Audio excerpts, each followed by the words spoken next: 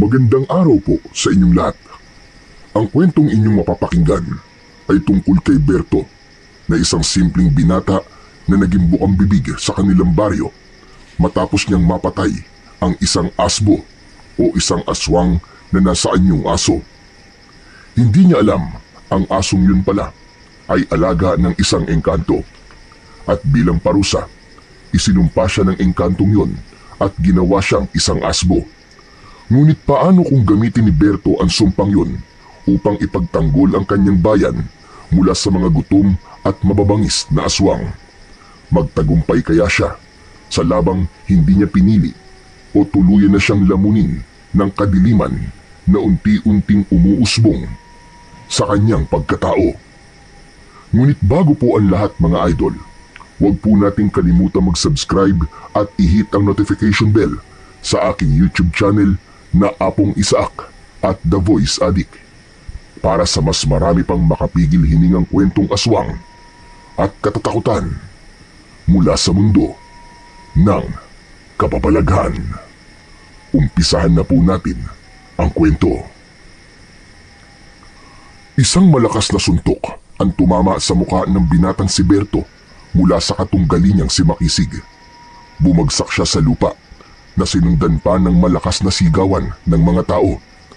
Araw ng kapistahan sa baryo ni Berto at sinubukan niyang harapin sa isang boxing match ang hindi matalo-talo na si Makisig pagdating sa palarong yun.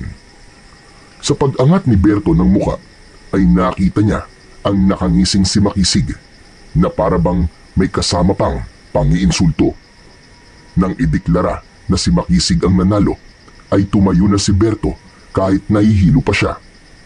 Lumabas na siya sa improvised battle ring at hindi niya pinansin ang pangangantyaw ng mga tao sa kanya.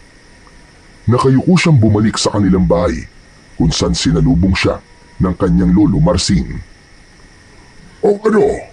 Kumusta Berto? Napabagsak mo ba si Makisig? Nasaan ang premyo mo? Nakuha mo ba kagad kay Kapitan yung 5,000 piso?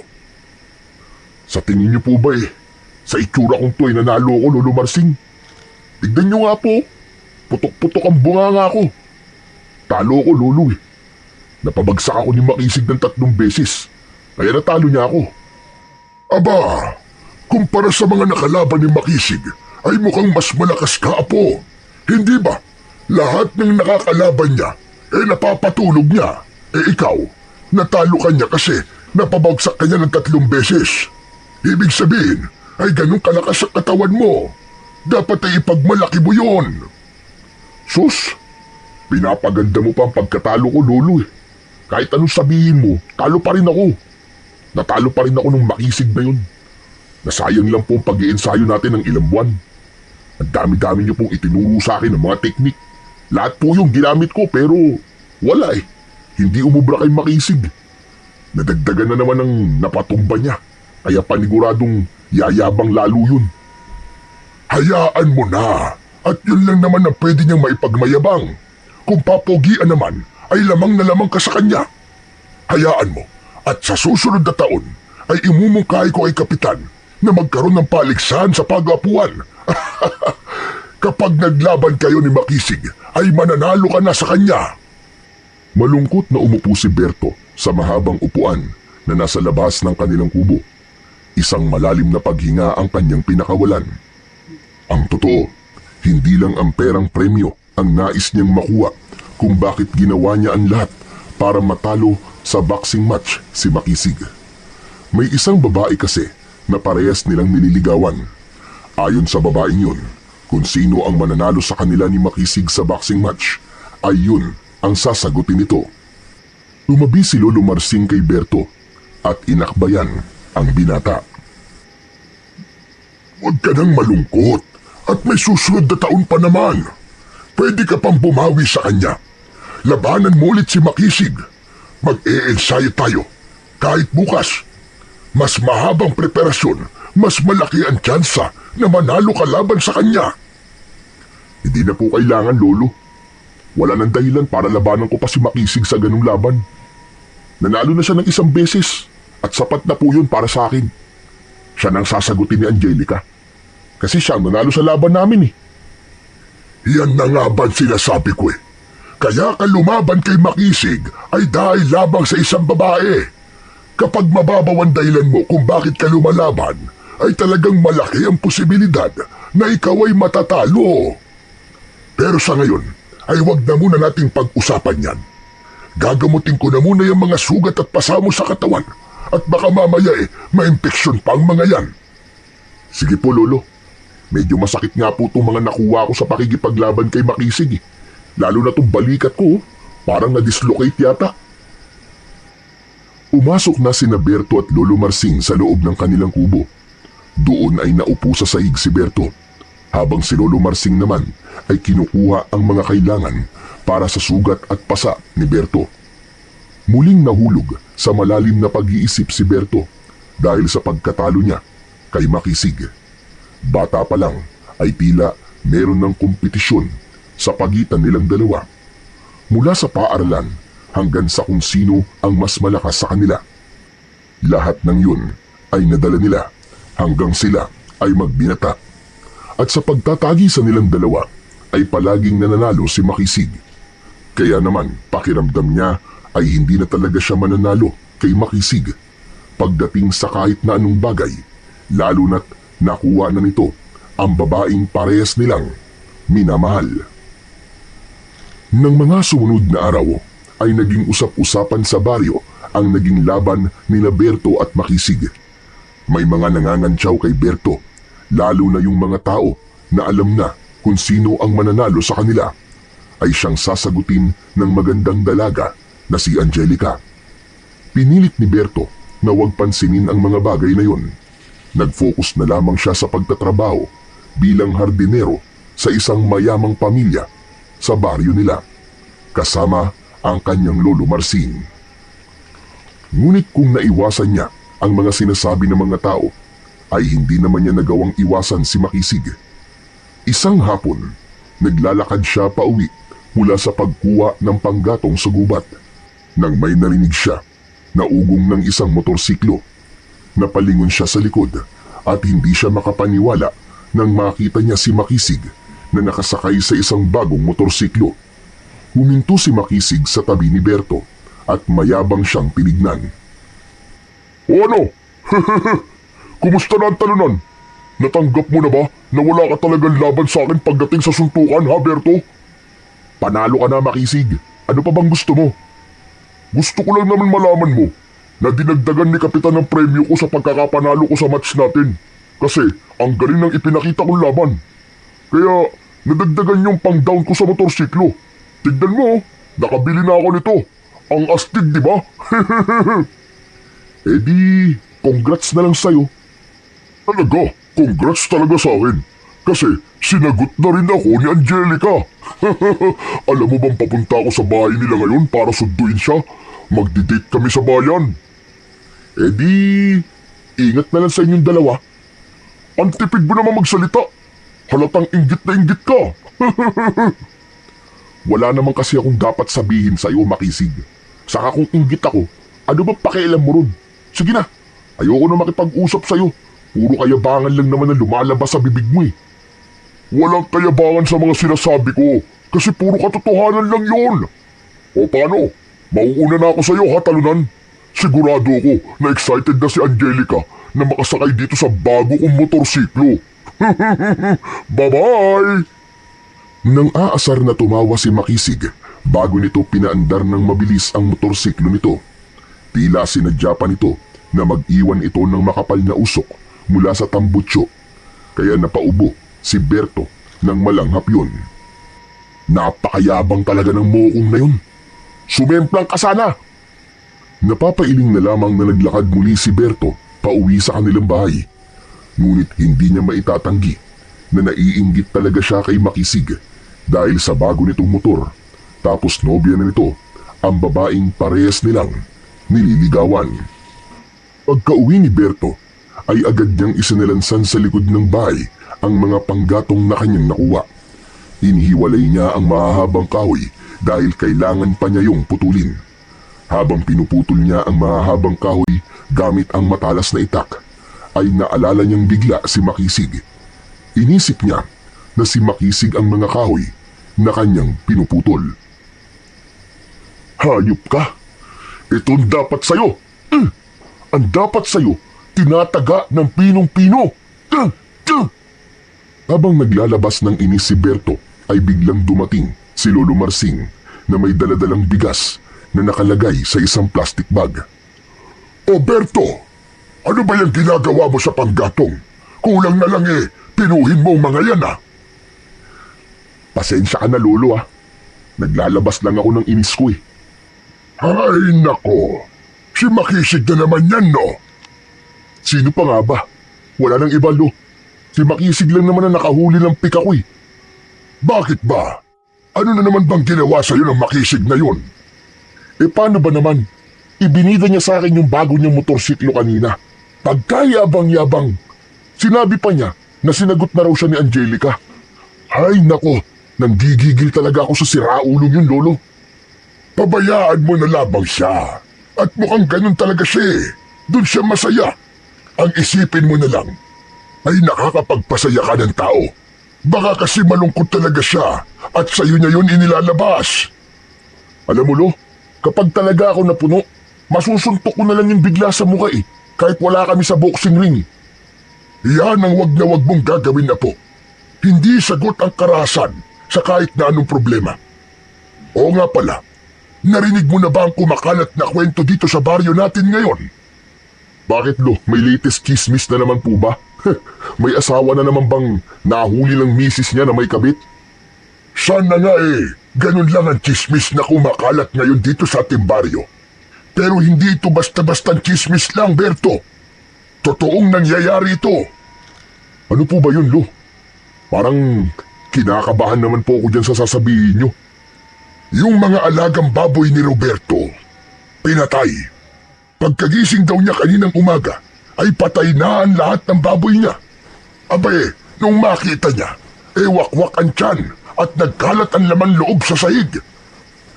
Baka adik lang po may gawa nun. O kaya baka meron siyang kagalit tapos, ayun, gumanti sa kanya. Pinatay ang mga baboy niya. Hindi natin alam, Apo. Ngunit ito pa matindi, makinig ka.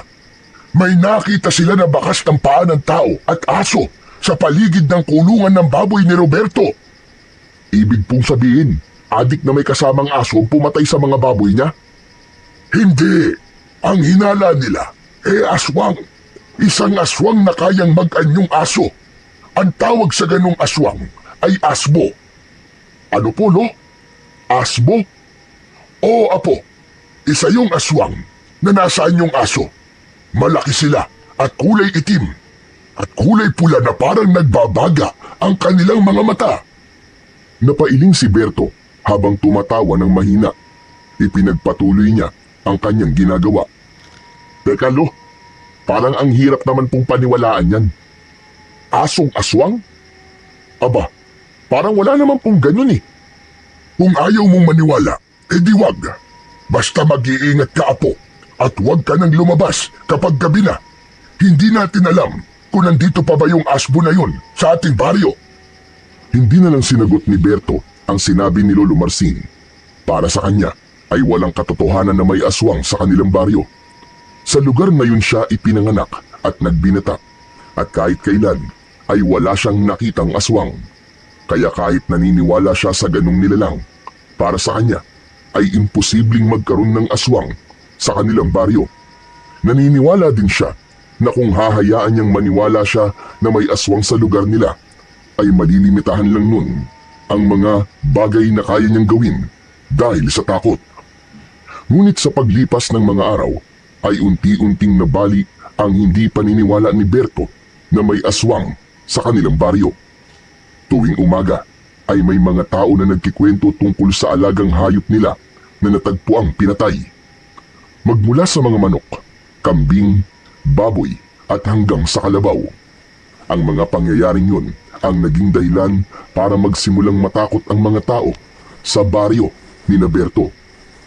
Maging sila ng kanyang lolo ay hindi nakaligtas sa takot na yun. Isang umaga, habang nag-aalmusal, ay napag-usapan ni Berto at Lolo Marsing ang nangyayari sa kanilang baryo. Grabe na talaga ang nangyayari sa baryo natin ngayon, Berto. Napansin mo ba na wala nang lumalabas kapag madilim na? Pati yung kalabaw ni Dudong ay tinira ng mga aswang. Kaya nga po, Lolo Nung una, hindi talaga ako naniniwala na may aswang dito sa atin. Pero sa mga nangyayari, naniniwala na ako. Wala bang ginagawa si na Kapitan para matigil ng pag-atake ng mga aswang na yan sa mga hayop? Baka kapag nagtagal, ay tao na ang biktimahin ng mga yun. Narinig ko na bukas daw ng umaga ay magkakaroon ng pagtitipon sa plaza.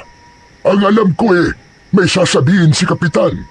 Malamang ay patungkol na yun sa pag-atake ng mga aswang dito sa ating baryo. Mabuti naman kung ganun. Akala ko walang pakialam si Kapitan sa mga hindi magagandang nangyayari. Pero sana ay may solusyon siya sa problema natin ngayon dito sa baryo, Lo. Hindi maganda na may pakiramdam tayo na hindi tayo ligtas sa lugar kung saan tayo naninirahan. Tama ka dyan, Berto. Pero bilisan na natin ang pag-aalmusal at baka mahuli tayo sa trabaho natin. May mga bago tayong itatanim na mga halaman at baka mapagalitan pa tayo ng mga amo natin. Tahimik na tinapos ng maglolo ang kanilang almusal. Matapos yun ay nag-asikaso na sila sa pagpasok nila sa kanilang trabaho. Ngunit kahit naglalakad na ang maglolo patungo sa kanilang trabaho, ay hindi pa rin nawala kay Berto ang pag-aalala nang dahil sa pag-atake ng mga aswang sa kanilang baryo. Nang sumunod na araw, ay pahinga ni na Berto at Lolo Marsing sa trabaho. Sakto yun dahil magagawa nilang makapunta sa plaza para personal na malaman kung ano ang sasabihin ng kanilang kapitan tungkol sa mga aswang. Matapos mag-almusal, ay naligo muna si Berto. Habang nasa loob ng banyo, ay kinatok siya ni Lolo Marsing. Ano ba yan, Berto? Talagang naligo ka pa? Sa plaza lang naman tayo magpupunta. Sandali lang, Lo. Matatapos na ako. Abay, bilis-bilisan mo dyan. At baka hindi na natin maabutan ang sasabihin ni Kapitan Emilio. Opo, nagbabanlaw na po ako. Binilisan na nga ni Berto ang kanyang pagligo. Nang lumabas siya na nakatapis ng tuwalya ang bewang, ay tumakbo na siya sa kwarto upang doon ay magbihis. Matapos makapagbihis, ay magkasama ng naglakad ang maglolo papunta sa plaza. Pagdating nila sa plaza, ay marami ng tao ang naroon. Sa unahan ay may maliit na entablado at doon ay nakatayo si Kapitan Emilio na pinuno ng kanilang barangay. Sumiksik sina Berto at Lolo Marsing sa kumpul ng mga tao hanggang sa makarating sila sa unahan. Lo, bakit ba dito pa tayo sa unahan? Maririnig naman natin kahit nandun tayo sa dulo Mas maganda na ako nandito tayo sa unahan. Baka mamaya mamigay bigla si Kapitan ng ayuda pagkatapos niyang magsalita. O hindi ba? Maganda na nandito tayo sa unahan. Utak-utak lang yan, Apo. Nang maayos na ang mikropono, ay nagsimula ng magsalita si Kapitan Emilio sa harap ng lahat. Magandang araw po sa inyong lahat. Alam kong lahat kayo ay naguguluhan, natatakot at pagod sa balitang kumakalat. Gusto ko pong linawin na totoo pong may hayop na pinapatay gabi-gabi sa ating baryo. At sa lahat ng ebidensyang nakalap ng ating mga tanod, ay malinaw na aswang ang may kagagawan ng mga yon. Nagsimulang magbulungan ang mga tao habang si Berto ay naghihintay ng solusyon na ilalahad ng kanilang kapitan. Hindi na po natin ito palalampasin. Hindi na natin dapat hintayin na humantong sa mga tao na ang magiging susunod na biktima. Kaya mula sa araw na ito, at sino mang makakahuli o makakapatay ng isang aswang, ay bibigyan ng pabuya. 10,000 piso. Isang ulo ng aswang ay may katumbas na 10,000 piso. Mas lumakas ang bulungan ng mga tao. Alam ni Berto na sa uri ng buhay meron ang karamihan ng tao sa kanilang baryo ay malaking halaga ang 10,000 piso. Itinaas ni Berto ang isang kamay. Nang makita siya ni Kapitan Emilio, ay itinuro siya nito. Oh, Berto, may katanungan ka ba? Meron po, Kapitan. Naisip ko lang po kasi na Hindi po ba delikado na iasa natin sa mga normal na mamamayan ang pagtugis sa mga aswang? Bakit hindi na lang po natin paigtingin ng seguridad dito sa ating baryo? Humingi na po tayo ng tulong sa mga pulis. Baka po kasi magkaroon pa ng mas malaking kaguluhan kung mag-aagawan ng mga tao sa pagpatay sa mga aswang dahil may pabuya silang makukuha eh. Hindi alam ni Berto na nasa tabi pala nila si Makisig. Nagulat na lang siya nang bigla itong magsalita. Bakit mo naman inaalisan ng pagkakataon na magkapera mga tao ha, Berto? O baka natatakot ka lang sa mga aswang at alam mong kahit isa ay wala ka mapapatay kaya nandadamay ka. Kung naduduwag ka, huwag ka nang tumutol sa gustong mangyari ni Kapitan Emilio. Hayaan mo na lang kaming matatapang na pumaldo. Naiintindihan ko ang pinupunto mo, Berto. Ang totoo niyan ay humingi na rin ako ng tulong sa mga pulis. Sinabi ko sa kanila na may aswang na umaatake dito sa ating baryo. Ngunit hindi sila naniwala. Parang ang pinagtatawanan pa ako. Kaya napagtanto ko na wala na tayong magagawa. Kundi tayo-tayo na lamang ang magtutulungan sa pagtugis sa mga aswang. At bilang kabayaran sa pagod at sakripisyo ng makakapatay ng aswang, ay marapat lamang na bigyan sila ng pabuya. Hindi na nagsalita pa si Berto dahil alam niyang pinal na ang desisyon na yon ni Kapitan Emilio. Ngunit si Makisig ay hindi pa rin tumigil ang bunganga para mang-asar. Ayan kasi, bida-bida ka kasi Berto eh. Talagang sinalungat mo pa at sinabi ni Kapitan Emilio ah. Yan tuloy ang napala mo. Hoy Makisig, hindi ko siya sinalungat ha. Nagbigay lang ako ng option. Option. Ganun na rin yun eh. Duwag ka kasi, kaya hindi mo nagustuhan ng paraan ni Kapitan para maubos ang mga aswang dito sa baryo natin. Hindi ako duwag, Makisig. Gusto mong paduguin ko yung nguso mo gamit tong kamao ko, ha? Sige, subukan mo kung kaya mo. Muntik nang magpang-abot sina Berto at Makisig. Mabuti na lang at mabilis silang naawat ng mga taong naroroon. Si Lolo Marsing ang unang pumigil kay Berto sa paglapit kay Makisig. Berto! Huwag mo nang patulan niyan si Makisig. Tama na! Tumigil ka na! Ilit na kinalma ni Berto ang kanyang sarili. Masama niyang tinignan ang nakangising si Makisig. Bumalik ang atensyon ng lahat kay Kapitan Emilio nang muli itong nagsalita. Kung sakali na nakapatay kayo ng aswang, ay mangyari lamang na dalhin niyo ito sa barangay hall upang makuha ang inyong pabuya. Wala akong hangad kundi ang kaligtasan niyong lahat. Dito na po nagtatapos ang aking sasabihin. Bumalik na po kayo sa inyong ginagawa. Maraming salamat po sa inyo. Pagkababa ni Kapitan Emilio sa entablado ay sumabay na sina Berto at Lolo Marsing sa pag-alis ng mga tao. Malalim pa rin ang paghinga ni Berto dahil hindi pa tuluyang humuhupa ang tensyon na nararamdaman niya sa muntikang pagsusuntukan nila ni Makisig. Nang makabalik na sila sa kanilang bahay, ay naupo na muna sa labas si Berto. Si Lolo Marsing naman ay pumasok sa loob. Hindi nagtagal ay lumabas din ito habang may dalang isang baso ng tubig. Iniabot nito yun kay Berto.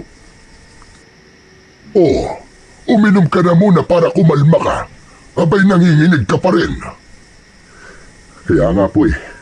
Salamat po Lolo ah. Tinanggap ni Berto ang tubig at mabilis yung inubos. Berto, ayoko nang maulit ang nangyari kanina sa plaza. Ilang beses na kitang pinagsabihan na huwag mong papatulan si Makisig. Nakita mo na ang nangyari. Abe, muntik kayong magpang-abot. Nakakahiya naman sa mga tao at kay Kapitan Emilio. Pasensya na po Lolo. Pero nakita niyo naman po kasi si Makisig. Siya po ang nauna eh. Nagbigay lang naman ako ng opinion ko. Pero ang dami niya na kagad nasabi. Alam ko yun, Apo. Ngunit tatagan mo pa ang pagtitimpi mo sa kanya. Habaan mo ang PC mo. Ikaw na lang ang umiwas dahil mas malawak ang pangunawa mo kesa sa kanya. Pasensya na po talaga Lolo ha. Hayaan niyo po sa susunod. Hindi ko na po papansinin ng damuho na yun kahit na ano pang sabihin niya. O siya, aasahan ko yan, Apo. Ayoko nang may maririnig ako na nakikipag-away ka sa kanya. Teka, maiba ko. Sang-ayon ako sa sinabi mo kanina kay Kapitan. Hindi talaga solusyon na iasa sa mga tao ang pagpatay sa mga aswang. May mga tao na eksperto pagdating sa pagtugis sa mga ganong uri ng nilalang. At ang 10,000 piso ay hindi sapat kapag may nangyaring hindi maganda sa mga susubok na tugisin ng mga aswang na nandito sa ating baryo. Lubang nakakatakot ang mga nilalang na yon. Kaya nga po, Louie, baka nga po ang mga tao pa ang mag-away-away sa pag-aagawan sa pagpatay sa mga aswang. Dahil sa perang pabuya, malaking halaga po ang 10,000 piso. Ngayon pa lang po nakikita ko ng kaguluhan dulot ng solusyon na sinabi ni Kapitan Emilio. Umasa na lang tayo na mali tayo ng inaakala. Sana nga ay tama si Kapitan Emilio. Sana nga ay yun ang talagang solusyon para bumalik na sa normal ang mga buhay nating lahat dito sa baryo. Napailing na lamang si Berto habang nakatingin sa kawalan. Wala siyang ibang hiling ng mga sandaling yun, kundi ang kapayapaan at kaligtasan ng lahat ng tao sa kanilang baryo. Sinabi niya sa sarili na kung matapang lang sana siya, ay paniguradong isa siya sa mga taong tutugis sa mga aswang kahit walang kapalit na pera. Simula nang ipahayag ni Kapitan Emilio ang pabuya sa bawat ulo ng aswang, ay gabi-gabi na ang paglabas ng ilang kalalakian upang tumugis ng mga aswang. Lahat ay naging mapagmatsyag sa paligid at naging uhaw sa pagpatay sa aswang dahil sa pabuyang 10,000 piso. Nalaman ni Berto na may mga pamilya na ang nasisira dahil sa ganid na paghahangad sa gantimpala. May mga magkaibigang nagkaalitan, magkakapitbahay na nagsususpetsahan ang isang insidente pa nga ng 2 grupo na parehong nakapatay sa isang aswang at nagsuntukan dahil sa pagtatalo kung sino ang dapat na bayaran. Habang kumakain ng hapunan ay napag-usapan ni Berto at Lolo Marsing ang mga bagong kaganapan sa kanilang baryo. Berto, narinig mo na ba yung usap-usapan ngayon dito sa atin? Kagabi raw ay may nakitang aswang malapit dun sa may ilog. 2 grupo ang nakakita dun sa aswang. Kaya imbis na unahin ng pagtugis sa aswang, ay nagtalo pa ang 2 grupo kung sino ang dapat na pumatay dun sa aswang. Kaya ang nangyari tuloy, nakatakas yung aswang. Yan na nga ba ang sinasabi natin, Lolo? Mas lalong nagkagulo dahil sa pabuya ni Kapitan. Imbis na magkaisa ang mga tao, ayan, nagkakawatak-watak tayo.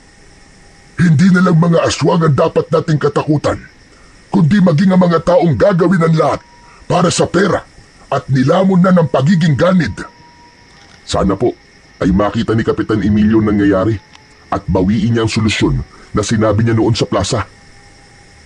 Sa tingin ko ay hindi na mangyayari yun, Berto. Sa aking palagay ay nais ng Kapitan na ipasa sa mga tao responsibilidad na protektahan ang ating baryo. Kaya wala na tayong magagawa pa roon, kundi ang maging maingat na lang. Sarili na lang natin ang ating aasahan sa ganitong sitwasyon. Pero Lolo, naisip ko lang po, paano po kung tayo naman po ang subukang biktimahin ng aswang? Narinig ko kasi sa usapan kanina sa tindahan na pinasok ng isang aswang ang bahay ni Aling Rosa. Mabuti na nga lang raw at naitaboy ng asawa niya yung aswang. Ibig sabihin po, nagsisimula ng mga aswang na mambiktima ng mga tao. Napatitig sa kawalan si Lolo Marsing at tila nahulog sa malalim na pag-iisip.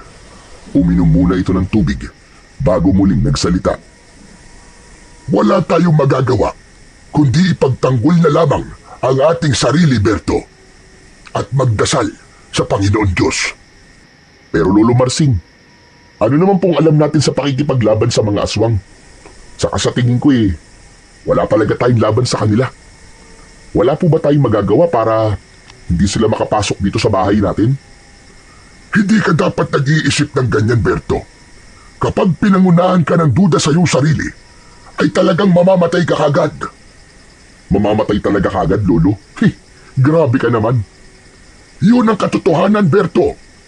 Pero para sagutin ang tanong mo, natatandaan ko na sinabi sa akin ng nanay ko na asin daw ang mabisang pantaboy sa mga aswang. Noong buntis ang nanay ko sa bunso naming kapatid, ay palaging nagsasaboy ng asin ang tatay ko sa paligid ng aming bahay. Ganun na lang din siguro ang gawin natin. Wala namang mawawala, di ba? Kung maniniwala tayo. Dahil sa sinabing yon ni Lolo Marsing, ay agad na bumili ng 5 kilong asin si Berto sa palengke ng sumunod na araw. Bago sumapit ang dilim, ay nagsaboy na siya ng asin sa paligid ng kanilang kubo. Hindi siya nangihinayang sa asin dahil alam niya na kapalit naman nun ay proteksyon nila laban sa mga aswang. Hanggang sa dumating na ang araw na kinatatakutan ng lahat. Hindi na lamang mga hayop ang pinupuntirya ng mga aswang. Isang umaga, nagising ang buong baryo sa balitang isa sa mga lalaking tumutugis sa mga aswang ang natagpuang wala ng ulo sa gilid ng ilog. Habang ang isa pa ay wala ng lamang loob na parang winakwak ang tiyan at kinalkal. Ang balitang yun ay parang apoy na kumalat sa buong baryo at nagdulot ng mas matinding takot sa lahat. Lalong lumalim ang takot sa dibdib ni Berto.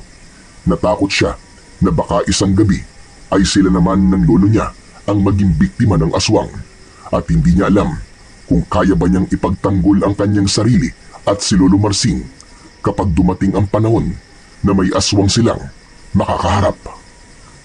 Ngunit ang takot ng mga tao ay nahaluan ng konting pag-asa dahil kay Makisig. Nangyari yun ng 2 aswang ang nagawang patayin ni Makisig sa 2 magkakasunod na gabi. Wala itong kasamang grupo, mag-isa lang ito. Kaya naman, hinangaan ito ng marami at sinabi pa na ito ang pinakamalakas at matapang na lalaki sa baryo ni Berto. Sa kabila ng pagiging magkaaway, ay natuwa si Berto kay Makisig dahil malaking bagay na nagawa nitong bawasan ang mga aswang na sumasalakay sa kanilang baryo. At bilang pagpapakita ng suporta kay Makisig ay nagtungo siya sa plaza nang magpatawag ng pagtitipon si Kapitan Emilio upang bigyan ng parangal ang lalaking si Makisig. Hindi kasama ni Berto si Lolo Marsing dahil nagtungo yun sa bayan para bumili ng ilang pangangailangan nila. Katabi ni Kapitan Emilio si Makisig sa entablado habang nasa harapan ng 2 ang halos lahat ng mga tao sa kanilang baryo. Nakataas ang noo ni Makisig at halata sa mukha nito ang pagyayabang. Nasa likuran lang ng mga tao si Berto. Tahimik lang siyang nakatayo habang pinagmamasdan ang kaganapan. Nakita niya ang ilang kababaihan na humahanga kay Makisig.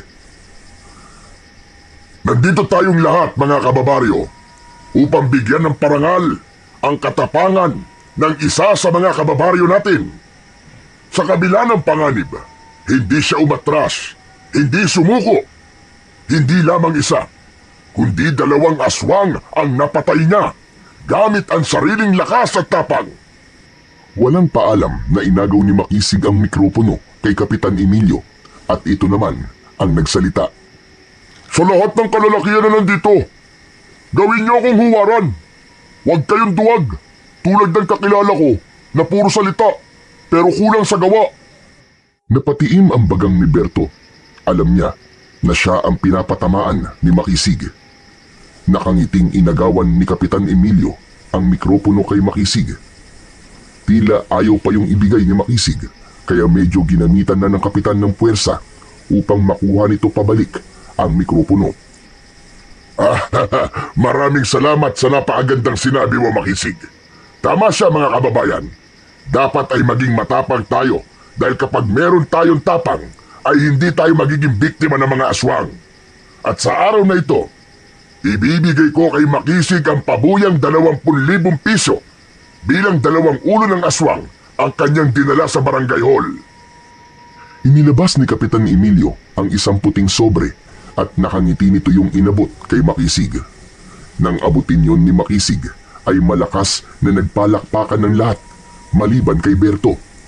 Bumalik ang inis niya rito dahil sa pagpaparinig na ginawa nito. Hindi na niya tinapos ang programa at umalis na siya sa plaza. Isang umaga, habang naglalakad si Berto para bumili ng pandesal ay nakasalubong niya si Makisig na hawak ang isang cellphone. Ngumisi ito nang makita siya at kahit hindi niya tinatanong ay ibinida nito ang bago nitong gamit. O Berto, nakikita mo ba tong hawak ko? Cellphone ang tawag dito. Cellphone. Hindi ako bulag, kaya nakikita ko. At alam kong cellphone yan, hindi ako tanga no. Kaya hindi mo ako dapat sabihan na kung ano yan. Akala ko kasi hindi mo alam eh. Alam mo ba na ako lang at si Kapitan ang merong ganito sa baryo natin? Ibinili ko nito yung perang nakuha ko mula sa 2 ulo ng aswang. Sige na Makisig, bibili pa ako ng pandesal at baka maubusan pa kami ni Lolo. Sandali lang. Masyado ka namang nagmamadali eh. Ayaw mo bang malaman kung paano ko pinatay yung 2 aswang? Malay mo, di ba? May makuha kang tip sa akin tapos magamit mo para makapatay ka rin ng aswang.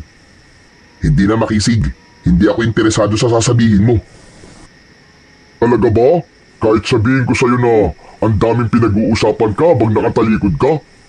Alam mo eh, sa lahat daw kasi ng kalalakihan dito sa baryo natin, ay ikaw lang ang hindi tumutugi sa mga aswang. Yung lolo mo okay lang, kasi matanda na siya. Pero ikaw, bakit kaya? Dahil ayoko mapahamak, baka dyan pa ako mamatay eh. Saka, hindi sa pilitan ng pagtugi sa mga aswang, di ba? O baka naman, hehe, naduduwag ka lang. Ang sabi nila eh, baka daw binabae ka. Walang masama sa pagiging binabae. Pero hindi ako ganun. At hindi ako duwag. Kung hindi ka duwag, patunayan mo. Hindi yung nasa loob ka lang ng bahay niyo tuwing gabi. Nakakahiya ka, Berto. Kalalaki mong tao, pero nagtatago ka lang. Habang kaming mga tunay na lalaki ay nasa labas at naghahanap ng aswang na mapapatay. Ako na kasi ang naaawa sa iyo eh, kapag pinupulutan ka sa kwentuhan ng mga tao. Ngumisi si Makisig, sabay tapik sa balikat niya. Hindi na ito nagsalita at naglakad na ito papalayo. Habang si Berto naman ay naiwan na nakatulala at nanlalamig. Tumakbo sa isip niya ang sinabi na yon ni Makisig. Na-imagine niya ang mga taong pinagtatawanan siya at tinatawag siyang duwag. Hindi ako duwag. Ipapakita ko sa inyo na hindi ako duwag. Mariin na naikuyom ni Berto ang kanyang mga kamay at ipinangako niya sa kanyang sarili na kakainin ng lahat ng mga tao ang mga sinasabi ng mga yon tungkol sa kanya. Pagsapit ng hapon, matapos ang pagtatrabaho, ay dumiretso na si Berto nang uwi sa bahay. Hindi na siya sumama sa lolo niya sa pagpunta sa palengke para bumili ng ulam nila para sa hapunan.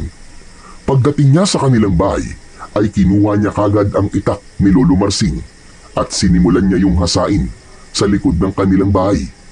Medyo makalawang na yon, kaya ilang minuto na siya sa paghahasa ay hindi pa rin yun matulis para kay Berto. Dumating na si Lolo Marsing ay hindi pa rin tapos si Berto sa paghahasa ng itak. Nang puntahan siya ng kanyang lolo sa likod ng bahay, ay nagulat ito nang makita ang ginagawa niya. O Berto, bakit bigla mong naisip na hasain ang itak ko na yan? Sa mukha mo eh, nakikita ko na parang may kaaway ka. Gigil na gigil ka sa paghahasa eh. May paggagamitan ka ba niyan? Magsabi ka nga sa akin ang totoo. Meron, Lo. Sa mga aswang.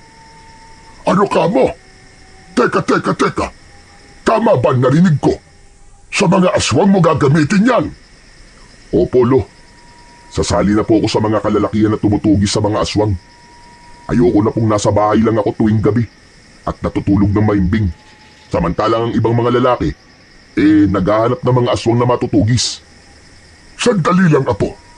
Anong nangyari? Bakit biglang nagbago ang isip mo? Paano, Lo? Ang sabi po kasi ni Makisig ay pinag-uusapan ako ng mga tao na duwag daw ako, na binabai daw ako. Sa lahat daw ng kalalakihan dito sa baryo natin, ay ako lang ang hindi naghahanap ng aswang na papatayin. Siyempre, Lo, maliban po sa inyong matatanda. Hindi nila inaasahan na gagawin niyo yun kasi, di ba matanda na nga po kayo. Ay nako, Bakit ka ba nakikinig kay Makisig? Nilalason lang nun ang utak mo. Sige na, sige na. Itago mo na yung itak na yan at huwag mo nang ituloy ang pinaplano mo. Ako kinakabahan sa iyo eh. Lo, desidido na po ako. Hindi to dahil kay Makisig. Naisip ko rin po na dapat meron akong silbi dito sa baryo natin. Kailangan may gawin ako sa problema na kinakaharap nating lahat. Kailangan kong ipakita sa lahat ang tunay kong pagkalalaki. Apo, maraming paraan para mapatunayan mo ang pagkalalaki mo. Hindi palaging sa pakikipaglaban mo yan maipapakita. Aba apo, delikado ang gagawin mo, lalo na't wala kang kasanayan sa pakikipaglaban at pagtugi sa mga aswang. Lubang mapanganib yun. Pero Lo, sina Makisig at yung iba pang mga kalalakihan, wala rin po silang karanasan at nagawa nilang makapatay ng aswang, di po ba? Kung kaya po nila, sigurado po ako na kaya ko rin. Ay nako. O sige, ganito. Papayag lang ako kung isasama mo ko sa pagtugi sa mga aswang. Kuhanin mo yung isa kong itak at hasain mo na rin. Hindi naman po pwede yun, Lo. Matanda na po kayo eh. Baka pag hinabol ka ng aswang atakihin ka pa ng rayuma mo. Walang rayo-rayuma sa akin. Basta kung tutuloy ka, ay sasama ako sa iyo. Makikipaglaban din ako sa mga aswang na yan. Biglang natahimik si Berto sa sinabi niyo ng kanyang lolo. Mataman niyang tinignan ito at ramdam niya na hindi ito nagbibiro. Seryoso ito, nasasama ito sa kanya sa sandaling ituloy niya ang pagtugis sa mga aswang. Para kasi kay Berto, kahit isang aswang lang ay makapatay man lang siya upang ipamukha niya sa lahat, lalo na kay Makisig, na hindi siya isang duwag at hindi siya palamuti lang sa baryo nila. Gusto niya na pagdating ng araw ay isa ang pangalan niya sa pag-uusapan na tumulong para maubos ang mga aswang sa kanilang lugar. Ngunit ng sandaling yon ay hindi niya pwedeng ilagay sa panganib ang buhay ni Lolo Marsing. Alam niya na sa panahong yon ay hindi na nito kaya ang makipaglaban sa mga aswang dahil mahina na ang katawan nito at kung ipipilit niya ang gusto niya ay baka magsisi pa siya sa huli. Ano na Berto? Bakit natulala ka dyan? Ang sabi ko ay kunin mo yung isa kong itak. Hasain mo na rin at sasama ako sa iyo mamayang gabi sa pagtugi sa mga aswang na yan. Hindi. Hindi na po, Lo. Hindi na lang po ako tutuloy. Ano ka mo? Abay bakit? Kasi sasama po kayo eh. Ayoko pong mapahamak kayo, Lo. Baka kapag namatay kayo multuhin niyo pa ako eh. O kita mo na. Dapat pala'y tinatakot ka. Pero seryoso ako, Berto. Sa oras na ituloy mo ang plano mo na yan, ay gagawin ko rin ang sinabi ko. Kilala mo ako, Apo. Kilala mo ang lolo mo. Kapag sinabi ko, ay ginagawa ko talaga. Hindi na nagawang makapagsalita pa ni Berto dahil tumalikod na si Lolo Marsing. Nagtungo ito sa loob ng kanilang kubo habang siya naman ay naiwan sa loob ng bahay na mag-isa. Napabuntong hininga siya habang nakatingin sa bagong hasa na itak. Napailing siya sapagkat napagtanto niya na hindi niya na yun magagamit sa pakikipaglaban sa mga aswang. Kinagabihan, matapos ang hapunan ay naupo si Berto sa tabi ng bintana at tumingin siya sa labas. Humampas sa mukha niya ang malamig na simoy ng hangin. Maya-maya pa ay nakita niya ang mga kalalakihan na dumaan sa harap ng kanilang bahay. May dalang mga sulo at itak ang mga yon. Sinundan niya ng tingin ang mga lalaki at alam niya na naghahanap ang mga yon ng aswang. Napapitlag si Berto nang biglang magsalita si Lolo Marsing sa likod niya. Kung iniisip mo sumama sa mga lalaking yon, ay ituloy mo lang. Pero huwag kang umasa na hindi ako sasama. Alam ko naman, Lo Hindi po ako sasama sa kanila. Dito lang po ako sa bahay. Mabuti naman kung ganun. Ikaw ba hindi pa matutulog? Mamaya na po, Lo. Kakakain lang po natin Pabababain ko lang. Sabagay, masamang matulog ng busog at baka bangungutin tayo. Umupo na rin si Lolo Marsing sa tabi ni Berto at sumilip din ito sa labas. Ay nako, nakakapanibago na talaga ngayon dito sa baryo natin. Dati kapag ganitong oras ay may makikita ka pang mga batang naglalaro dyan sa labas. Naaalala tuloy kita nung bata ka pa. Mas gusto mo maglaro tuwing gabi. Kahit takutin kita na kukunin ka ng aswang, ay hindi ka natatakot.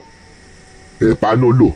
Hindi naman po kasi ako naniniwala na may aswang po dito sa baryo natin eh. Saka mas maganda po kasing maglaro ng tagu-taguan kapag gabi. Kawawa po talaga yung taya kasi hirap na hirap siyang maghanap. Sana ay habang buhay ka na lang palang naging bata, iho. Gusto ko kasi yung naaalagaan kita, yung pinapaliguan kita at binibihisan. Napangiti si Berto sa sinabing yun ni Lolo Marsing. Hindi ko po alam kung nakapagpasalamat na po ako sa inyo, Lo. Pero Lo, maraming salamat po Kasi kayo na po ang tumayong nanay at tatay sa akin. Simula po nang mamatay ang mga magulang ko. Siyempre naman, hindi kita pwedeng pabayaan ano. Ikaw ang nag-iisa kong apo.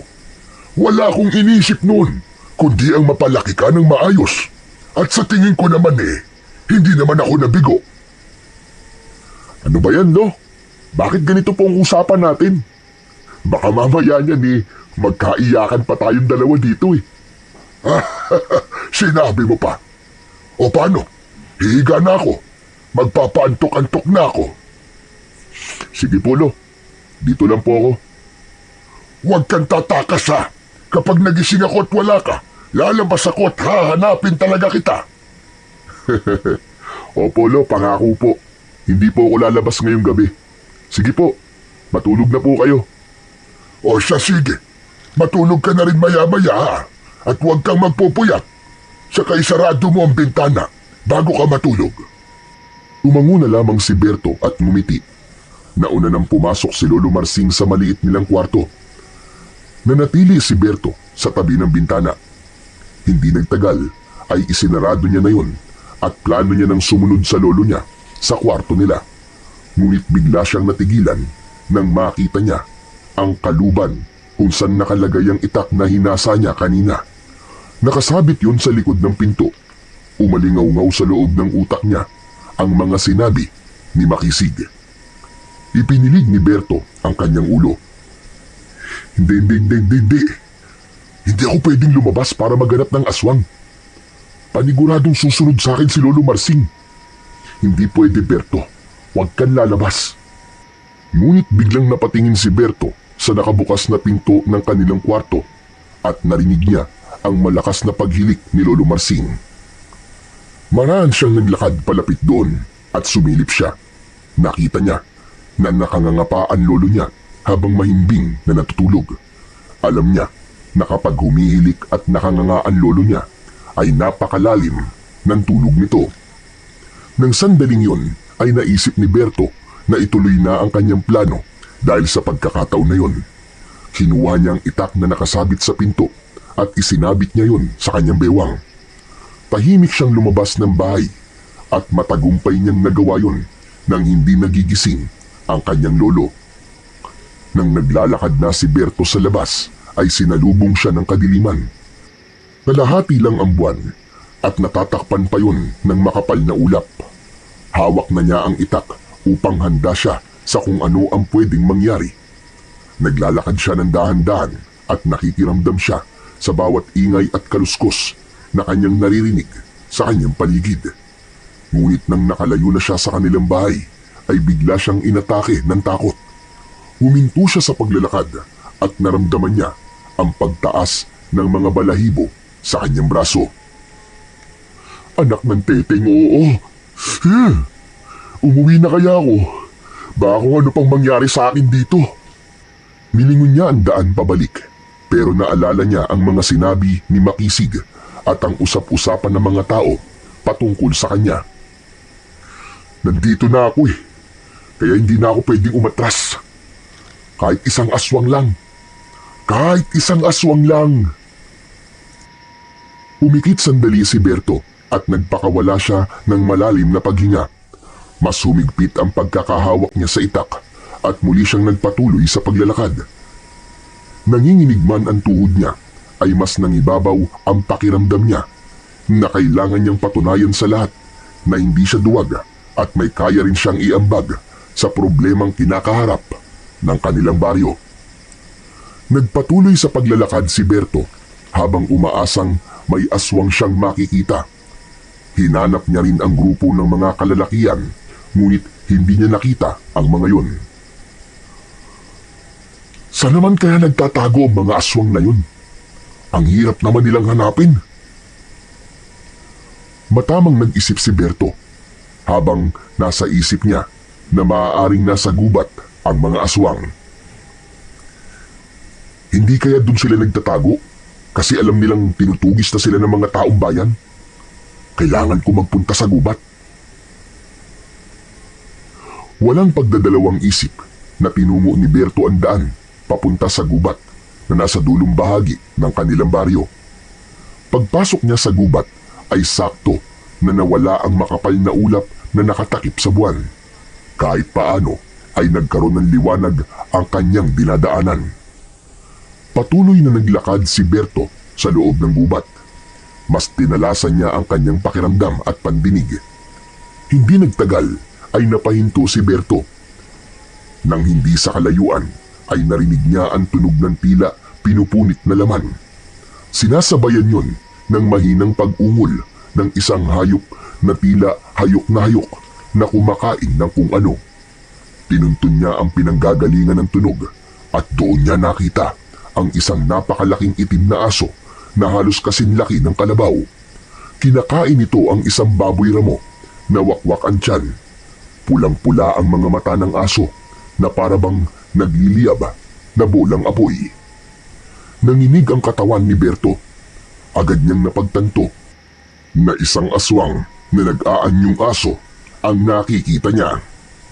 Nag-ipon siya ng lakas ng loob bago siya marahang umikot sa gilid ng malaking aso. Ginawa niya ang lahat upang hindi siya nun mapansin. Ngunit sa kasamaang palad ay isang tuyong sanga ang natapakan niya. Tumigil sa pagkain ng aso. Lumingon ito papunta kay Berto at abot langit ang kilabot na lumukob sa kanya nang magtama ang kanilang mga mata. Tumayo ng tuwid ang malaking aso at doon niya nakita ang mga kuko nito sa paa na parang mga kutsilyo. Hindi ako natatakot sa'yo! Hindi ako natatakot sa'yo! Malakas na sumigaw si Berto at sinugod niya ang malaking aso. Ngunit laking pagtataka niya na parabang walang balak na umatake ang aso sa kanya. Tinaga niya ito sa leeg pero parang hindi tumalab ang talim ng itak. Muling umatake si Berto at tinaga niya ulit ang aso sa batok. Doon na bumaon ng itak sa aso. Tumalsik ang dugo nito at isang malakas na ungol ang pinakawalan ng malaking aso. Dahil doon ay mas lalong lumakas ang loob ni Berto. Paulit-ulit niyang tinaga ang aso sa ibang parte ng katawan nito. Sinaksak niya ito ng sinaksak at sa bawat pag-atake niya ay sinasabayan ng pagdaing ng aso. Hindi nagtagal ay bumagsak na ang aso sa lupa. Tagtag na ito ng sugat at naliligo na sa sarili nitong dugo. Hindi makapaniwala si Berto na ganun niya kadaling napatay ang asbo. Nanginginig pa rin siya habang nakatitig sa aso na unti-unti nang binabawian ng buhay. Nang tuluyan ng nalagutan ng hininga ang malaking aso, ay nilapitan niya ni Berto at paulit-ulit niyang tinaga ang leeg nun hanggang sa humiwalay na ang ulo ng aso sa katawan nito. Dinampot ni Berto ang putol na ulo ng inakala niyang asbo at hindi makapaniwalang pinakatitigan niya yon. Totoo ba to? Nakapatay ba talaga ako ng aswang? Sumilay ang ngiti sa labi ni Berto hanggang sa tuluyan na siyang napahalakhak. Totoo nga! Nakapatay ako ng aswang! Humanda ka ngayon sa akin, Makisig. Hindi ka na makakapagyabang sa akin ngayon. Matapos yun ay nagsimula ng maglakad si Berto palabas ng gubat habang bitbit ang ulo ng asbo. Magaan ang pakiramdam niya at hindi na siya makapaghintay na makita ang reaksyon ng mga tao Lalo na si Makisig kapag nalaman ng mga yon na may aswang siyang napatay. Ngunit nang nasa bungad na si Berto palabas ng gubat, ay napahinto siya nang makita niya ang bulto ng isang tao na palapit. Agad niya yung nakilala, kaya kinabahan siya. Nang tuluyan na yung nakalapit sa kanya, ay nakumpirma niya na si Lolo Marsing yun.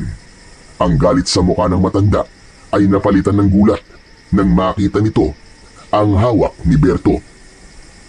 Diyos ko po! Ano yung hawak mo, Apo? Bakit ka pumatay ng aso? Lo, hindi po to aso. Ito po yung sinasabi nyo na asbo. Yung aswang na parang aso. Tignan nyo pong mabuti.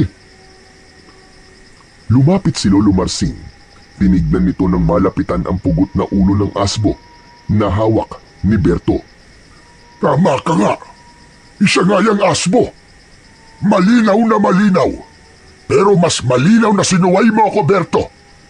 Hindi ka tumupad sa usapan natin. Mabuti na lamang at nagising ako, kaya nalaman kong wala ka sa bahay. Lolo naman, huwag na po kayo magalit sa akin. Ang importante po ay buhay ako. Nakabalik ako ng ligtas. At kahit galos wala akong nakuha nang patayin ko ang aswang na to. Saka, una't huling beses ko na po itong gagawin, Lo. Gusto ko lang po talagang patunayan na hindi ako duwag at kaya ko rin pumatay ng aswang. Sabi ko na nga ba, at hindi ka pa rin nakinig sa akin. Pero sige, hindi bale. Ang mahalaga nakabalik ka rito at hindi ka nasaktan. Masaya man ako na nakapatay ka ng aswang, ay napatunayan ko na matigas pa rin talaga ang ulo mo hanggang ngayon, Berto. Sorry na, Lo. Sorry na po. Para makabawi po ako sa inyo, Lo, ibibigay ko po sa inyo ng buo yung 10,000 na makukuha natin bukas kay Kapitan Emilio. Aba kung ganyan ang usapan ay walang problema. Maghanap ka pa ngayon ng aswang at baka may mapatay ka pa. Lolo naman eh. Nagbibiro lamang ako.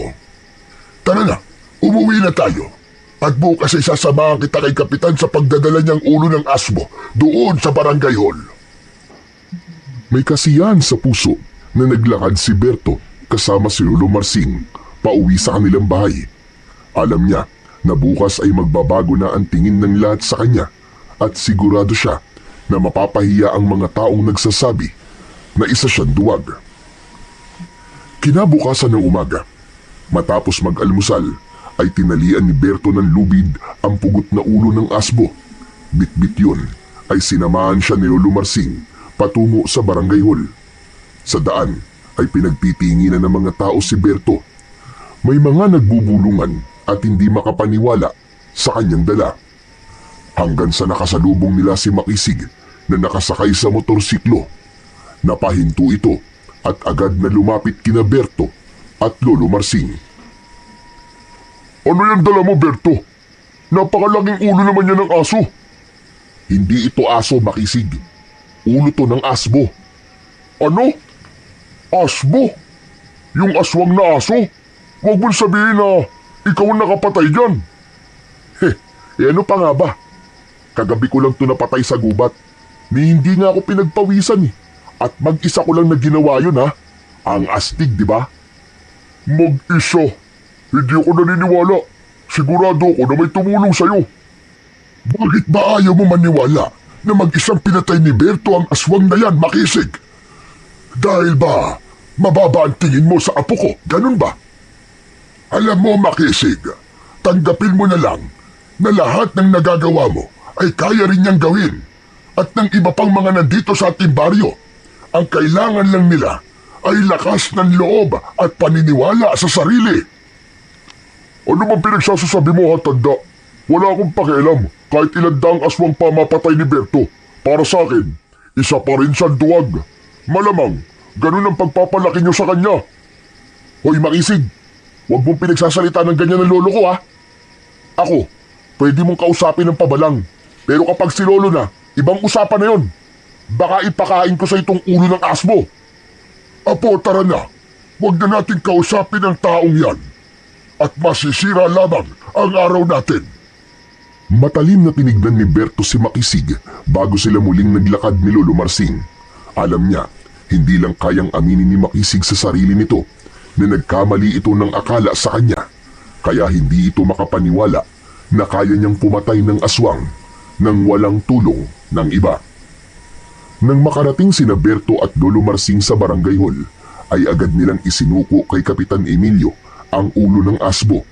Maging ito ay hindi rin makapaniwala sa ginawa ni Berto. Ganun pa man, ay ibinigay pa rin ito ang 10,000 piso na masaya namang tinanggap ni Berto. Hindi na sila nagtagal doon at naglakad na sila pabalik sa kanilang tahanan dahil kailangan pa nilang pumasok sa kanilang trabaho. Habang naglalakad ay inabot ni Berto kay Lolo Marsing ang pera. Walang labis, walang kulang. Lolo, hehe, gaya po na napag-usapan natin, ay sa inyo na po itong buong 10,000 piso.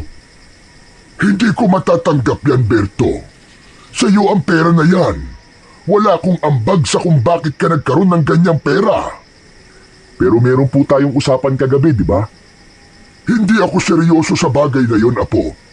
Itabi mo lang yan at ipunin mo. O kaya ibili mo ng kung anong gusto mo. Sigurado po ba kayo, Lolo? Ay, pahingi na lang ako ng 1,000. Pambili ng sigarilyo at pagkain na masarap. Kinuha ni Lolo Marsing ang 1,000 piso at isinilid sa bulsa ng pantalo nito. Sigarilyo na naman kayo, Lolo. Di ba sabi ko po sa inyo tigilan niyo na po ang paninigarilyo? Hayaan mo na ako sa mga bagay na makapagpapasaya sa akin. Kasi malapit naman na ako mamatay. Mas mapapadali po ang buhay niyo kung patuloy po kayo maninigarilyo. Tsaka wag po kayo nagsasalita ng ganun. Sinabi naman na hayaan mo na lang ako sa bisyo ko eh. Ay nako, tayo nga'y magmadali at baka mapagalitan na naman tayo ng mga amo natin. Kasi huli na naman tayo. Nagmamadali na ang dalawa sa paglalakad. Kahit paano ay masaya si Berto sa perang nakuha niya mula sa ginawa niyang pagpatay sa aswang. Malaking bagay na yon para sa kanila ng kanyang lolo at maaari nila yung gamitin sa pagpapaayos ng ilang sira sa kanilang kubo. Nang makarating na sina Berto sa kanilang bahay, ay napakunot-noo siya nang may isang lalaki ang nakatayo sa labas ng kubo nila. Maputi ang balat ng lalaki at sa tansya niya ay nasa edad 30 anyos na yun. Maamo ang mukha nito at ang kulay tanso nitong buhok ay makapal at alun-alun. Matangkad ang lalaki at may magandang tindig. Hindi alam ni Berto pero bigla siyang kinabahan, lalo na't sa kanya nakatutok ang mga mata ng lalaking yun. Lumapit sina Berto at Lolo Marsing sa lalaki. Magandang umaga. Sino ka at anong kailangan mo? Ang aking pangalan ay Asul. Hinahanap ko ang binatang nagngangalang Berto.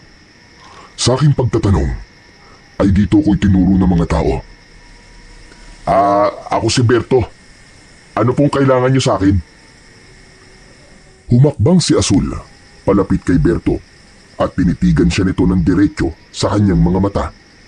Nais niyang alisin ang tingin niya sa lalaki, ngunit tila may kung anong puwersang pumigil sa kanya para gawin yun. Nakita niya rin ang mabilis na pagbuka ng bibig ni Asul na parang meron itong sinasabi na hindi niya naririnig. Biglang sumakit ang ulo ni Berto. Napaatras siya at muntik pa siyang matumba. Mabuti na lang at nasalo siya ni Lolo Marsing. Oh, ayos ka lang ba, Berto? Ano nangyari sa'yo? Hindi ko nga po alam, Lolo. Bigla na lang po sumakit ang ulo ko. Nang tumingin ang maglolo kay Asul, ay napayakap sila sa isa't isa dahil wala na roon ang lalaki. Tila isa yung bula na naglaho sa hangin. Imposible na umalis si Asul nang hindi nila nakita, lalo na't nasa harapan lang nila yon kanina. Diyos ko po, sana napunta yung lalaking yun. Bakit ang bilis naman niyang nawala? Hindi ko po alam, Lo. Hindi po kaya maligno yung lalaking yun? Mabaging langit, protektahan mo po kami sa masamang espiritu o elemento kung ano man na nakausap namin kanina. Pati buhok sa aking singit ay nagtataasan dahil sa sobrang kilabot. Nahihintakutang pumasok sa bahay sina Berto at Lolo Marsing. Nag-alay sila ng mabilis na panalangin sa kanilang altar bago sila muling lumabas para pumasok sa kanilang trabaho. Hanggang sa oras ng trabaho ay pinag-usapan pa rin ng dalawa ang tungkol kay Azul at ang hiwaga kung bakit yun mabilis na nawala sa kanilang harapan. Kinagabihan, habang mahimbing na natutulog si Berto ay bigla siyang nagising. Naramdaman niya ang labis na panunuyo ng kanyang lalamunan kaya tumakbo siya sa kusina upang uminom ng tubig. Ngunit kahit isang pitsil na ng tubig ang kanyang naiinom ay hindi pa rin mawala-wala ang kanyang pagkauhaw. Bukod pa ron ay init siya na para siyang sinisilaban ng apoy. Naisip niya na maligo. Nagmamadali siyang lumabas at nagpunta sa likod ng bahay kung saan naroon ang balon. Umigib siya ng tubig sa balon. Hinubad niya ang lahat ng kanyang suot at saka ibinuhos ang isang timbang tubig sa kanyang ulo. Ngunit tila mas lalong tumindi ang init na nararamdaman niya. Biglang sumakit ang ulo ni Berto at ang pandinig niya ay tumalim. Dinig na dinig niya ang lahat ng maliliit na tunog sa kanyang paligid hanggang sa ang buong katawan na niya ang sumakit. Napaluhod siya at nagsimulang umusli ang mga ugat sa kanyang braso. Umalon ng marahan ng kanyang balat na parabang may kung anong bagay ang lalabas doon. Impit siyang napasigaw nang marinig niya ang langit-ngit ng kanyang mga buto. Nagbago ang ayos ng kanyang mga buto sa panibagong porma.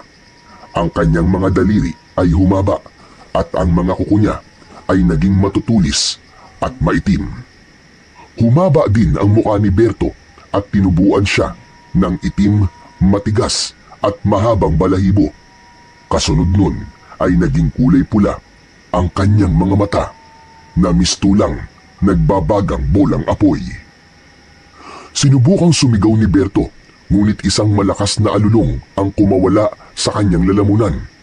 Naglakad siya patungo sa gilid ng balon upang tignan ang refleksyon ng mukha niya sa tubig. Nang hilakbot si Berto nang mapagtanto niya na nagbago siya ng anyo. Hindi na siya isang tao kundi isa na siyang malaking itim na aso. Sa madaling salita ay naging isa siyang asbo. Hindi ito totoo. Panaginip lang to. Napaatras si Berto nang marinig niya ang boses ng mga lalaki na papunta sa kanyang kinaroroonan. Narinig niya na sinabi ng isa na mukhang may aswang sa bahay ni Lolo Marsing dahil may narinig itong alulong mula roon. Labis na kinabahan si Berto nang makita niya ang papalapit na mga lalaki na may dalang sulo ng apoy. Diyos ko, hindi na ito isang panaginip. Totoo na to. Pero hindi ako pwedeng makita ng mga tao. Papatayin nila ako sigurado. Mabilis na nag-isip si Berto. Ang tanging lugar na naisip niya na pwede niyang pagtaguan ay ang kagubatan. Mula sa likod ng kanilang bahay ay pinasok niya ang mataas na talahiban. Tumakbo siya gamit ang kanyang 4 na paa hanggang sa tuluyan na siyang nakarating sa gitna ng gubat. Hindi huminto si Berto sa pagtakbo at hindi rin huminto ang utak niya sa pag-iisip kung bakit siya naging isang asbo. Halos maiyak na siya dahil wala siyang ideya dahil hindi niya alam kung babalik pa ba siya sa pagiging tao. Sa pagtakbo ni Berto ay nakarinig siya ng kaluskos sa kung saan. Napahinto siya at ginamit niya ang talas ng kanyang pang-amoy. May naamoy siyang mabango na maihahalin tulad sa bulaklak na sampagita. Sinundan niya ang amoy at nagulat siya nang nakita niya ang lalaki na nagpunta sa bahay nila na si Azul. Ngunit sa pagkakataon na yun ay magara na ang kasuotan nito. Kulay ginto ang telang nakabalot sa katawan nito at kahit walang malakas na hangin ay gumagalaw ang laylayan ng kasuotan nito. Nagustuhan mo ba ang bago mong anyo, Berto? Ano? Paano mo nalaman na ako to? Teka, may kinalaman ka ba kung bakit naging asbo ko? Sinasabi ko na nga ba, maligno ka. Binulungan mo ko kanina. Isinumpa mo ko. Bawiin mo ang sumpang ito sa akin. Bawiin mo to. Wala akong kasalanan sa'yo. Tama ka. Ako nga ang may kagagawan kung bakit naging ganyan ang anyo mo. Pero sigurado ka ba na wala kang ang kasalanan sa akin? Oo naman. Kanina nga lang kita nakita sa bahay. Hindi kita kilala. Kaya paano ko magkakaroon ng kasalanan sa'yo? Marahil ay nakita mo lang yung anyo. Wala ka bang naaalala sa itsura mo ngayon, Berto? Sa tingin mo ba, makakapag-isip pa ako na maayos ang nangyayari sa akin ngayon? Ibalik mo na ako sa dati kong anyo. Maligno ka! Para sa iyong kaalaman, hindi ako isang maligno. Ako ay isang engkanto na tahimik na naninirahan sa kagubatan ito. Kasama ang aking alagang asbo na si Dilim. Si Dilim na pinatay mo, Berto. Lumagundong ang boses ni Azul sa buong kagubatan. Kahit walang ekspresyon ang mukha nito, ay naramdaman ni Berto ang galit ni Azul. Lumakas ang kabog ng dibdib niya at agad niyang naalala ang asbo na kanyang pinatay sa gubat na yon. Ang ibig mong sabihin, alaga mo ang asbo na pinatay ko. Oo, Berto. Alaga ko ang asbo na walang awa mong pinaslang at pinugutan ng ulo. Pero, pinapatay talaga namin mga tao mga asbo dahil isa silang uri ng aswang na ngayon ay nag-aasik ng lagim sa aming baryo. Nagkakamali ka. Dahil hindi isa si Dilim sa mga aswang na pumapatay sa mga tao sa inyong lugar. Matagal ko siyang kasama dito sa gubat at kahit isang tao ay wala siyang pinatay. Pawang mga ligaw na hayop lang dito sa gubat ang kinakain niya.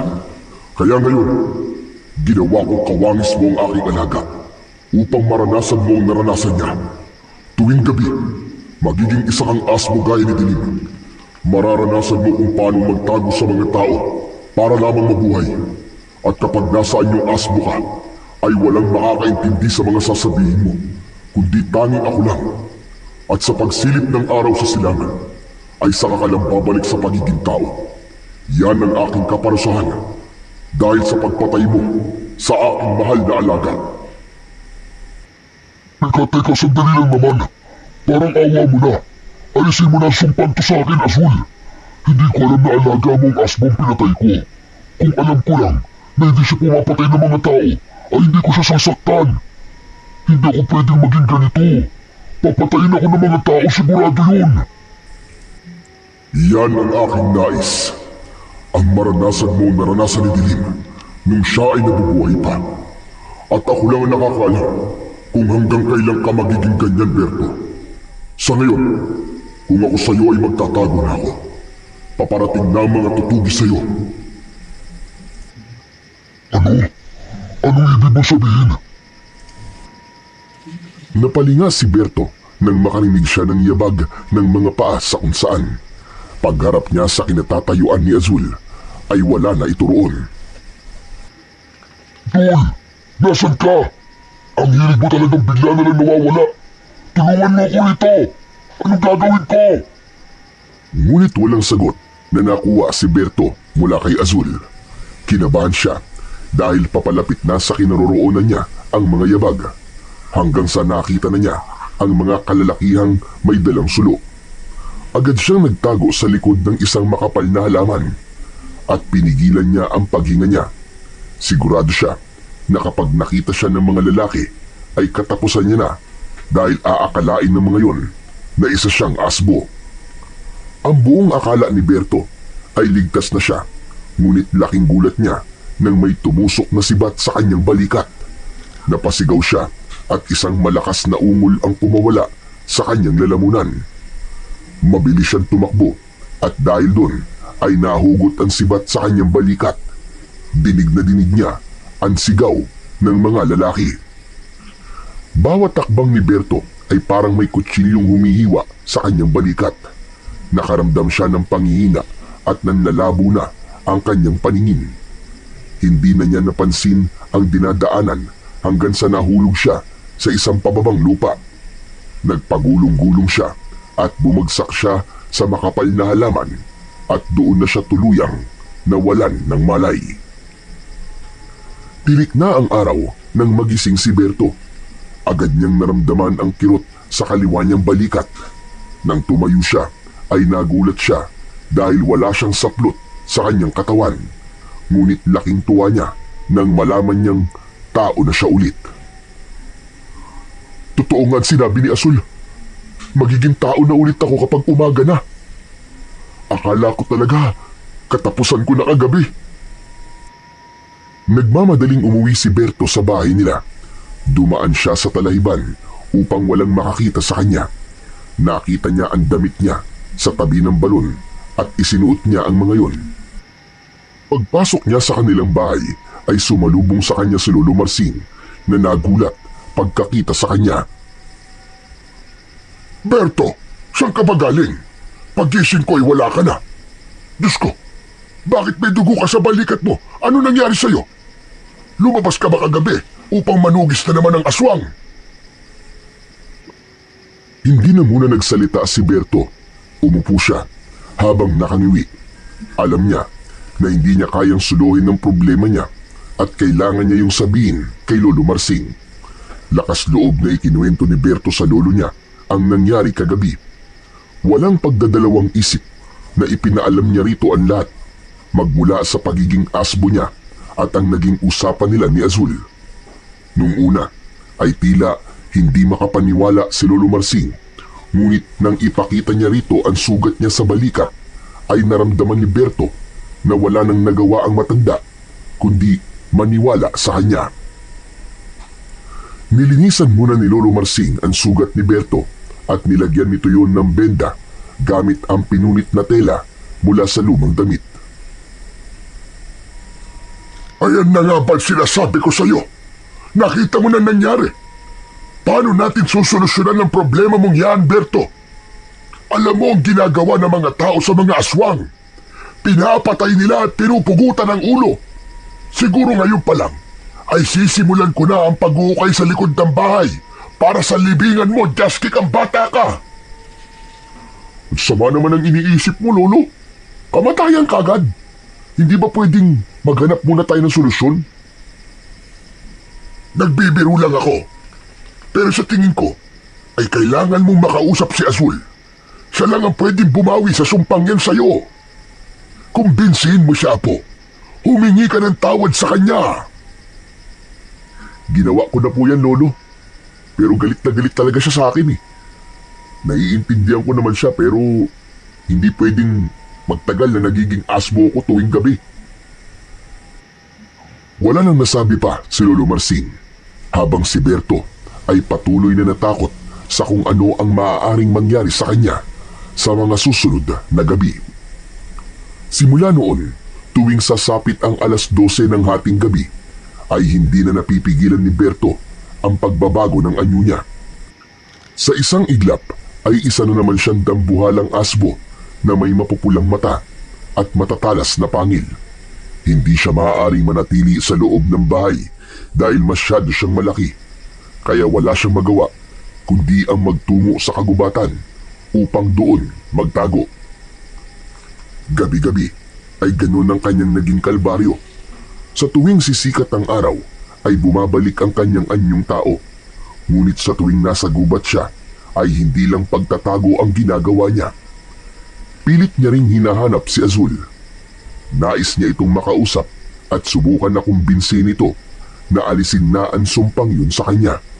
Ngunit palagi siyang bigo na makita si Azul, kahit ramdam niya na nasa paligid lang niya ito at masayang pinapanood ang kanyang paghihirap.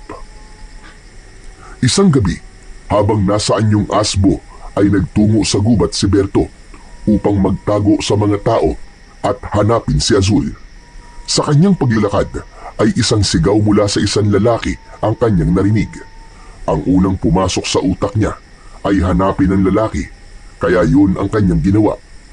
Hindi nagtagal ay nakita niya si Makisig na nakahiga sa lupa habang may isang aswang na marahang naglalakad papalapit dito.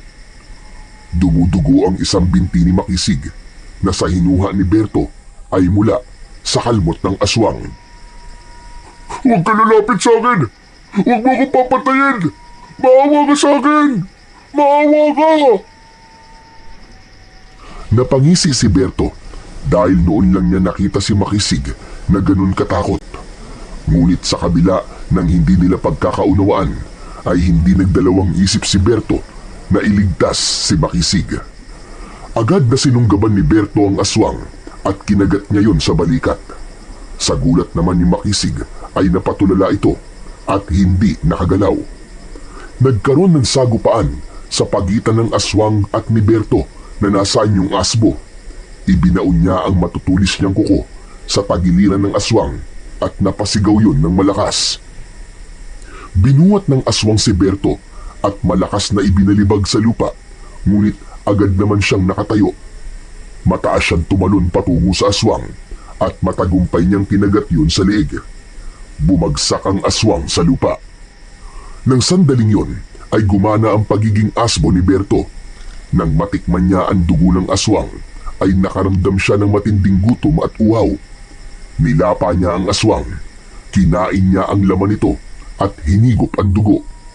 Akala mo ay isa siyang napakabangis na hayop ng sandaling yun. Nilubayan ni Berto ang aswang at nagkalat ang lamang loob nito sa lupa. Biglang tumayo si Makisig at dinampot ang itak. Ngumisi ito at hindi naging maganda ang pakiramdam ni Berto. Kapag siniswerte ka nga naman 2 aswang sa isang gabi. Umalulong si Berto, sabay takbo ng mabilis. Hoy! Bumalik ka rito! Saan ka pupunta? Papatayin kitang asbo ka! Hindi huminto sa pagtakbo si Berto hanggang sa tuluyan na siyang nakalayo. Humihingal na nagtago siya sa likod ng isang makapal na puno. Yan yung Makisig na yun. Siya na nga yung iniligtas ko. Gusto pa niya akong patayin. Doon na nagpalipas ng oras si Berto hanggang sa unti-unti nang dumungaw ang araw sa silangan. Nang bumalik na siya sa pagiging tao, ay napasuka siya nang maalala niya ang ginawa niyang paglapa at pagkain sa aswang. Yak! Kadiri ako! Bakit ako kumain ng aswang? Ayoko na talagang maging asbo. Kung ano-ano nagiging cravings ko eh. Naglakad na si Berto pauwi sa kanilang bahay. Dumiretso siya sa likod ng bahay nila upang kunin doon ang kanyang damit na palaging iniiwan ni Lolo Marcin. Nang pumasok siya sa bahay nila ay hinang-hina siya. Uminom siya ng tubig habang ang lolo niya ay abala sa paghahanda ng almusal. Salamat sa Diyos at buhay ka pang nakauwi dito sa atin, Apo. Ano nangyari kagabi? May ibang tao bang nakakita sa'yo? Meron, Lo. Si Makisig. Ano ka mo? Si Makisig? Eh bakit naman sa dinami-dami ng taong pwedeng makakita sa'yo ay ang damuho pa na yon? Tinugis ka ba niya? Muntik na po, Lo. Pero wala talagang utang na loob ang taong yun. Matapos ko siyang iligtas sa aswang na muntik na siyang patayin, ay gusto pa niya akong patayin dahil sa pera. Eh ano pa bang aasahan mo kay Makisig? Kulang na lang ay ilagay ang mukha nun sa pera para literal na mukhang pera na talaga siya. Pero Lo, alam niyo po, ang sarap palang tumulong sa ibang tao laban sa aswang. Iba yung naramdaman ko pagkatapos kong patayin yung aswang at nasiguro kong ligtas na si Makisig.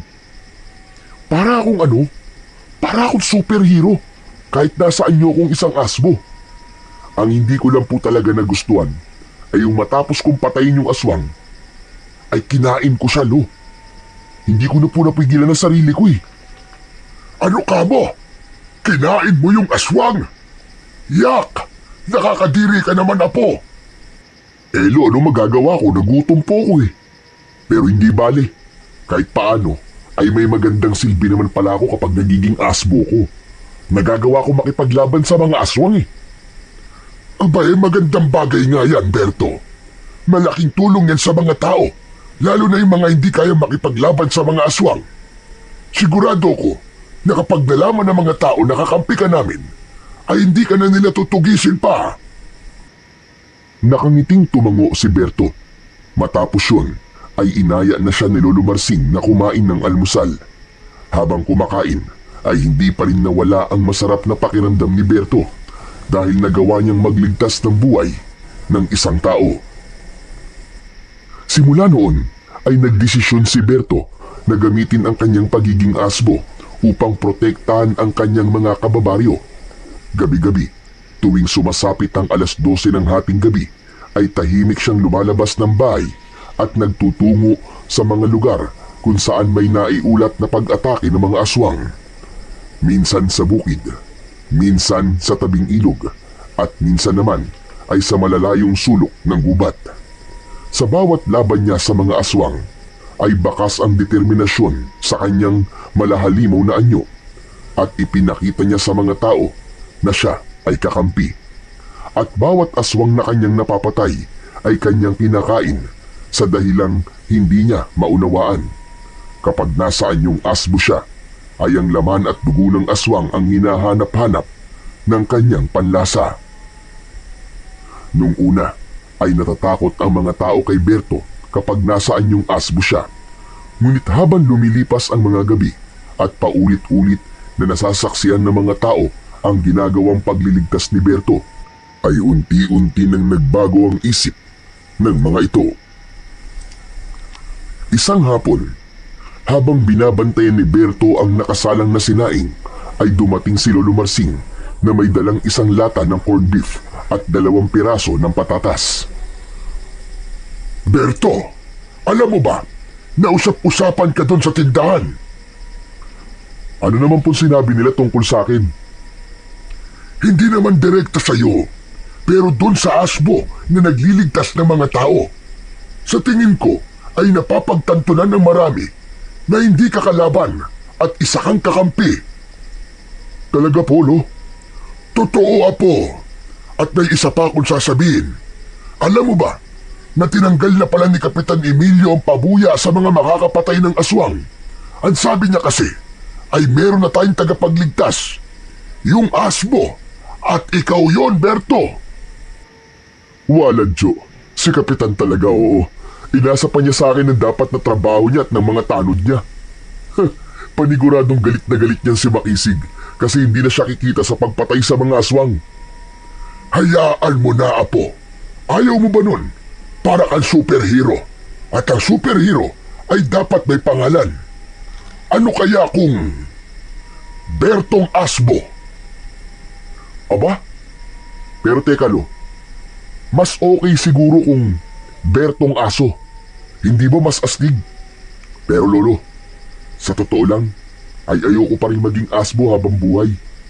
Kailangan ko talagang makausap si Asul sa lalong madaling panahon. Baka kasi may kailangan akong gawin para mawala na tong sumpa niya sa akin. Sa tingin ko ay nakamasid lang si Asul sa'yo at magpapakita siya sa takdang panahon. Sa ngayon ay ipagpatuloy mo lang ang pagliligtas mo sa mga tao. Lo, pagod na po kasi ako maging asbo tuwing gabi. Tapos sa umaga, hindi naman ako makatulog na maayos. Baka mamatay na ako nituloy. Huwag kang mag-alala. Sigurado ko na hindi ka habang buhay magiging asbo. May awa ang Diyos, basta manalig ka lang palagi sa Kanya. Huminga ng malalim si Berto. Inisip na lamang niya na may magandang naidudulot ang pagiging asbo niya at yun ay ang nagagawa niyang magligtas ng mga tao laban sa mga aswang. Ipinagdasal na lang niya na sana ay dumating ang panahon na mauubos na ang mga aswang sa kanilang baryo upang bumalik na sa normal ang buhay ng mga tao roon. Isang hating gabi, nang maramdaman ni Berto na magpapalit na naman siya ng anyo, ay lumabas na siya kagad. Pagdating sa likod ng bahay, ay doon siya naging asbo.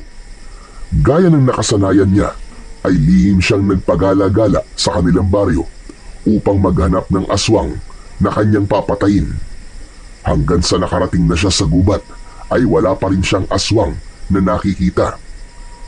Habang naglalakad si Berto, ay nagulat siya nang biglang lumitaw sa harapan niya si Makisig na may hawak na itak. May sako ito sa likod na nakasampay sa balikat nito. Nakangisi yun sa kanya. Tumalikod si Berto at hindi pa man siya nakakalayo nang biglang nagsalita si Makisig. Kilala ko kung sino ka. Ikaw